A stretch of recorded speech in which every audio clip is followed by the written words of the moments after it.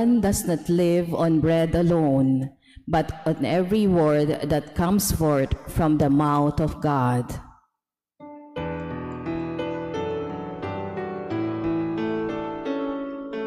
Glory to you, Word of God, Lord Jesus Christ. Glory to you, Word of God, Lord Jesus Christ. The Lord be with you. And with your spirit. A reading from the Holy Gospel according to Saint John. Glory to you, O Lord.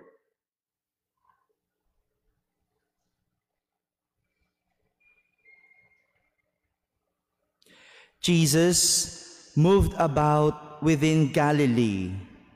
He did not wish to travel to Judea because the Jews were trying to kill him. But the Jewish feast of Tabernacles was near. But when his brothers had gone up to the feast, he himself also went up, not openly, but as it were, in secret. Some of the inhabitants of Jerusalem said, "Is he not the one they are trying to kill? And look, he is speaking openly, and they say nothing to him. Could the authorities have realized that he is the Christ? But we know where he is from. When the Christ comes, no one will know where he is from." So Jesus cried out in the temple area as he was teaching and said, "You know me, and also know where I am from. Yet I did not come on my own, but the one who sent me, whom you do not know, is true. I know him because I am from him, and he sent me." So they tried to arrest him, but no one laid a hand upon him because his hour had not yet come. My friends, the Gospel of the Lord. Praise to you, Lord Jesus Christ. Good morning, my dear brothers and sisters. In our Gospel today, we heard that the Judeans are trying to kill Jesus. Trying to kill Jesus.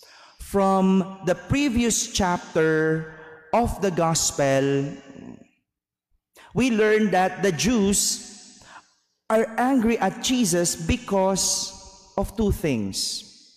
They thought, or they think, that Jesus broke the Sabbath law. And second, Jesus calls God his Father, making himself equal to God. Iyan yung kinagagalit nila. At yan yung dahilan kaya gusto nilang patayin si Jesus. This is the reason why Jesus did not wish to travel in Judea. Well, definitely, we understand that. But not that Jesus was afraid to die. Of course, we know, no? We know what will happen eventually, no? But during the time, maybe the people are thinking, "Oh, duwag, takot mamatay." But of course, we know the whole story already. Not that Jesus was afraid to die, but because it is not yet his time. Hindi pa panahon para sila ay harapin, at hindi pa rin panahon ng kanyang kamatayan. It is safe to say that there is a perfect time for everything. And Jesus has a sense of perfect timing. Sadya, may mga panahon para sa lahat. Hindi sunggab ng sunggab. Hindi pwedeng sugod ng sugod. Kailangan mo munang mag-intay ng tamang panahon. Parang pagre-resign. May mga nag-iisip po bang mag-resign? Hindi porke napagsabihan, napagalitan, o nahihirapan sa trabaho, resignation ang sagot. Sa pag-aasawa, ganun din. May tamang panahon. Hindi porke, 10 years na kayong nagsasama, dapat magpakasal na. May tamang panahon. At hindi sa haba, tinitignan ang tamang panahon. Ganon din kapag galit. Hindi pwedeng susugod agad. Pahupain mo muna yung galit. Kumalma ka muna. Wait for the right time. Give a moment of time. As we mature in life, we learn that perfect timing is important. For it does not only give us lesson, but it also gives us wisdom. Pagbata ka, sige, sunggab ng sunggab, resign agad, Pero when you mature, not that because you don't have much time anymore kapag tumatanda ka na at ang bata marami pang oras. No, it only means that you are learning. Nakikita mo yung wisdom behind it. At gaya ni Jesus, hindi siya sumugod sa Judea sapagkat alam niya na wala pa sa tamang panahon. Hindi pa tama ang panahon. Para kay Jesus, may tamang panahon para sa lahat. At ang tamang panahon para sa kanya ay ang magpunta sa templo. Dahil pista noon ng tolda. It was the Feast of Tabernacles. The Feast of Tabernacles is a commemoration of the wandering of the Israelites in the desert for 40 years. Pagdiriwang ng pag-alala nila nung sila'y nasa disyerto sa loob ng 40 taon. Imagine, in the desert for 40 years, anong buhay nila doon? They are celebrating that. They're looking back at that experience. It is also a feast of thanksgiving to God for saving them from slavery in Egypt. And also, it is also a thanksgiving for a good harvest.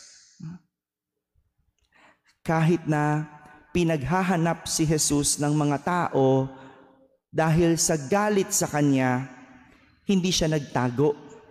Sa halip, nangaral siya ng hayagan sa templo. He went to the temple and preached there. Itong nakita ni Jesus na mabuting dapat gawin. Sa halip na magpaapekto sa sinasabi o galit ng iba, imbes na matakot sa planong pagpatay sa kanya, si Jesus pinili ang mabuti at tamang gawin. Ito yung malungkot na realidad na mayroong mga masasamang tao, mayroong mga masasama, gaya ng paglalarawan ng aklat ng karunungan sa ating unang pagbasa. Maganda yung Tagalog translation, and I will tell it to you. I will use it. Sabi nung mga masasama, ganito sila mag-isip. Sabi sa aklat ng karunungan, ang masasama ay nagbabalak na tambangan. Ganun. May sound effect pa. Tambangan ang matuwid. Ganyan mag-isip ang masama. Tambangan. Ano ba ibig sabihin ng tambangan sa Tagalog? Yung pagplanuhan o yung abangan. Abangan yung mga matutuwid.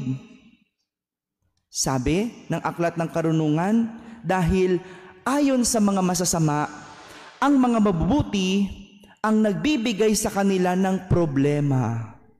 Galing, no? Wow! Sa masasama, problema nila yung mga mabubuti. Ganyan mag-isip ang masasama. Ang palagay nila, mababa ang tingin sa kanila. at nandidiri sa kanila ang mga matutuwid dahil sa kanilang gawain. Iba din to masasama na to, no? Parang baliktad, no?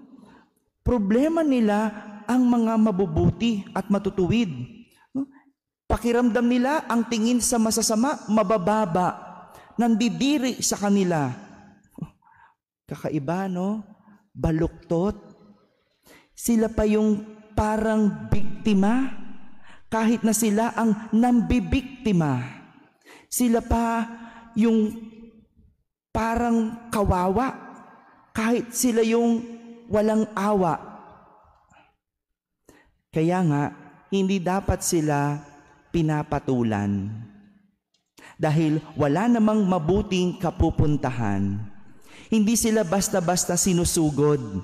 Dahil may tamang panahon para sila ay komprontahin at harapin. At higit sa lahat, hindi dapat nagpapaapekto dahil dadating ang tamang araw ng pagtutuos. Gaya ng mga Israelita, kakaiba mag-isip. Inaalala nila yung naranasan nilang hirap sa disyerto. Pero ngayon, sila naman ang nagpapahirap kay Jesus. Nagpapasalamat sila sa Diyos sa masaganang ani, for a harvest, for a good life. Pero sila naman ang pumapatay ng buhay. Look at the contrast. Look at the maling pag-iisip. Mga kapatid, magkakaiba talaga ang tao pagdating sa pag-iisip. Kaya hindi dapat basta-basta nagpapaapekto sa sinasabi ng iba. Alamin kung anong mabuting gawin. Sa halip na makipagtuos, hintayin ang tamang panahon para ang lahat ay maging maayos. Amen.